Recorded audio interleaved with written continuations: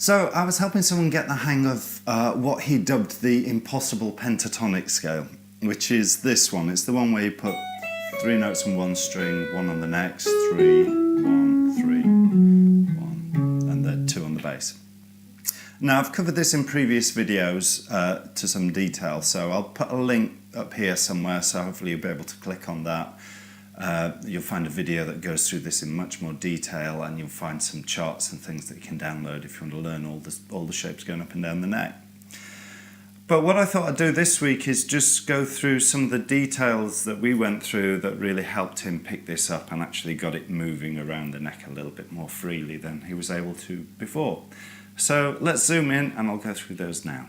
So the guy I was working with plays with a pick rather than fingerstyle, and so the first part of this was really helping him understand how to pick a shape like this, because that's really how you make a shape like this fly. And the reason for that is that if you look at it, you have these 3 notes that are on successive strings. So if you can sweep through them with an upstroke between them, then suddenly make the shape fly. And that's where the real power is. And coming back the other way, as you can see, I sweep up 3 notes, 1 downstroke, and then 3 upstrokes again.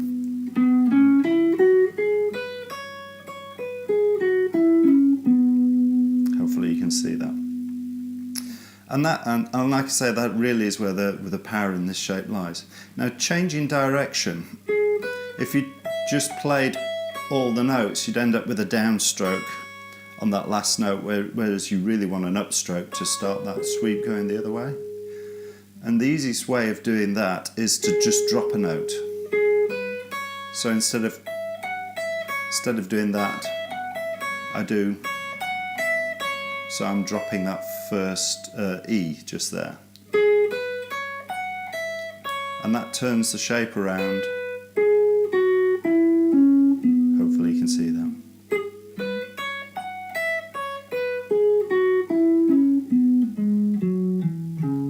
And at the bottom, again, you could choose to just drop a note.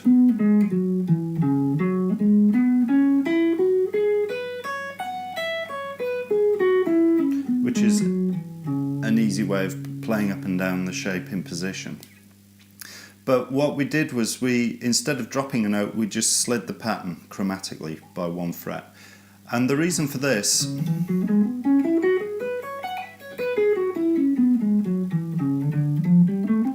it stops you getting locked into one position, which often happens when you're working on a shape, especially when it's sort of stretched out like this. You get locked into one position, you kind of know how to play it in just that 9th fret position, let's say, and no other. Whereas if you build a chromatic slide,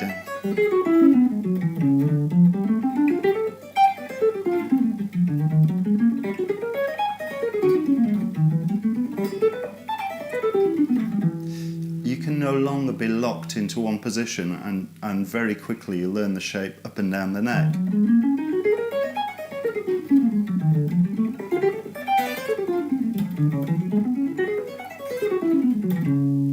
And you can take it all the way down and all the way up. So very quickly, as I say, you learn the shape in every position. You learn it with your fingers bunched up at the top here, or with the big stretchers down at the bottom of the neck.